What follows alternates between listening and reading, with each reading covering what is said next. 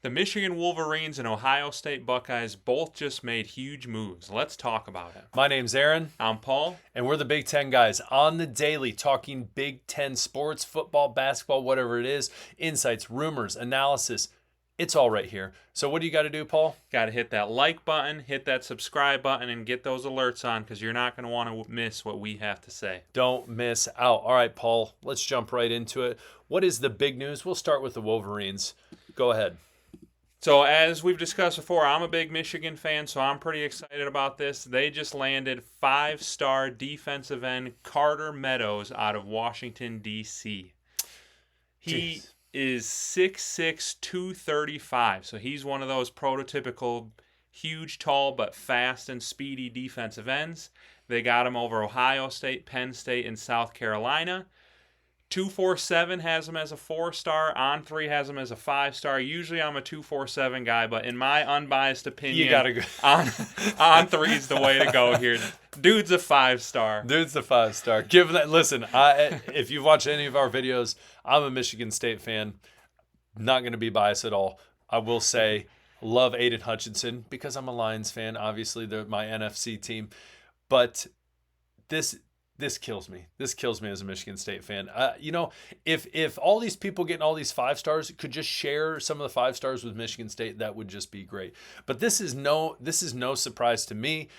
Jim Harbaugh coming in there, really bringing those recruiting classes back to what it should be, national champion caliber recruiting classes.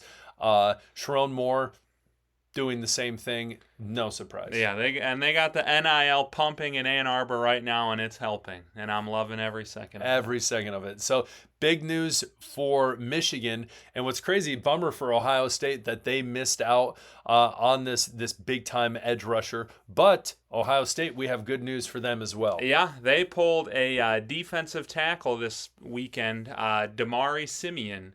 He is a 4-star and not, a little bit lower of a 4-star than my guy Carter Meadows. Being biased. But he was considering Michigan and Texas and Penn State as well. So tough weekend for Penn State. Miss out on both guys, but they're pretty used to losing to Ohio State and Michigan at this point. They know the drill. They knew what was happening. I'm sure they'll get a great 3-star who's going to lead them to 9-3 again. And listen, I will say this. This is kind of a side note. Penn State right now, a lot of people have them ranked preseason number 1 in the Big Ten. In the Big Ten, of course, winning the Big Ten, projected to win the Big Ten.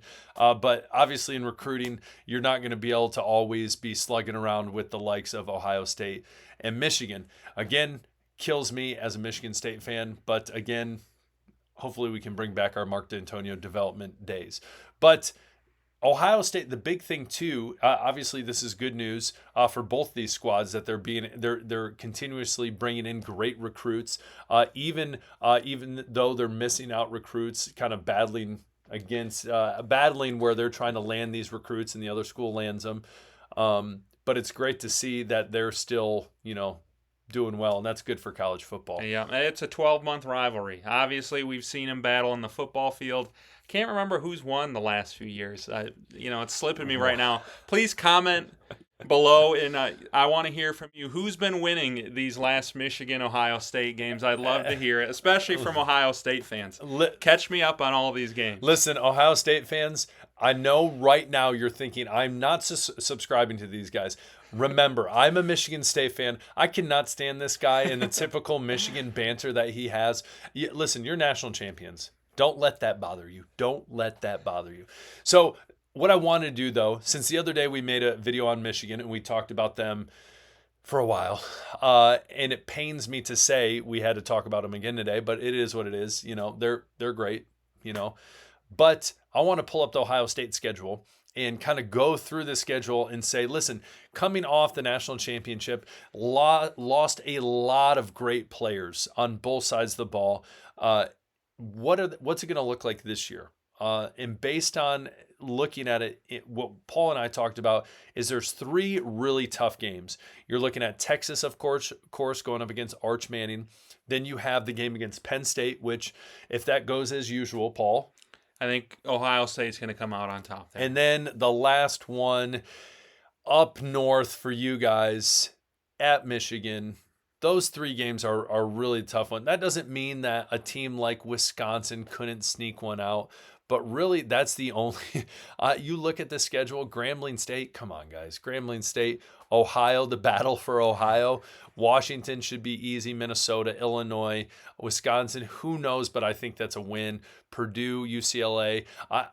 If I were to tell you, I think this schedule is going to end either 11-1 or 10-2, and they're back in the playoffs again, even with most likely Julian Sayin. I believe I said the name correct. Yeah, I think so. Freshman quarterback for the Buckeyes, taking place of Will Howard. Obviously having a connection with Jeremiah Smith, who's an absolute stud. He's ridiculous. And I would tell you, the best wide receiver in college football. He proved that last year as a freshman. Man can't even leave for the NFL because he still has 2 more years that he has to play, but an absolute stud. I think they're back in the playoffs. I think it should be a surprise to no one. Paul, what do you think? Yeah, I'm with you. I think the first game's going to be their toughest one, honestly. With a QB who's never really started on the big stage going against Arch Manning, who I know he hasn't exactly played in a ton of games. And but Texas has lost a lot of players as well. Yeah. And that one, I think that's in Columbus, isn't it? Yes, it's in Columbus, yeah. And then Penn State, they'll beat you here and there when they're at home. They're not coming to Columbus and winning. And then obviously there's the last game against that team up north. And let me say, I know I've been dogging on Ohio State in this video, but truthfully, I think last year's game came down to Ryan Day just had a complex. Ohio State was bigger, faster, stronger, but they were 100%. by far the better team, but it just seemed like Ryan Day needed to show we're tougher and tried to beat Michigan at their own game. If he can lose that complex and play Ohio State's game, there's really no reason Michigan should beat Ohio State this year. And Ohio State proved last year that they should have creamed Michigan. Mm-hmm. Instead, they wanted to run the ball down their throat for some reason and didn't get the ball in Jeremiah Smith's hands as much as they should have. At least from what I remember in that game. But then they went on to absolutely decimate Tennessee. And a lot of people said, Tennessee's going to upset Ohio State in Columbus. No, they got pantsed on the national stage. And then they played the Big Ten champions, Oregon, pantsed them in the Rose Bowl. Played Texas. That was actually a fun game. The Jack Sawyer, what was that? That pick six? Or was that a fumble recovery? It was one of the two. Whatever it was, that was fun to watch.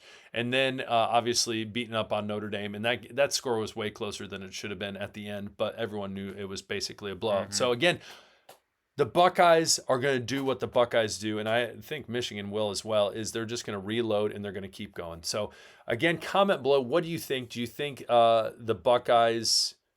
realistic to say 11-1? Shoot, you might even say undefeated. Who the heck knows? I think they're more likely to go 12-0 than 10-2, and it pains me to say that, but truthfully, I really do think they will. Appreciate the honesty, Paul.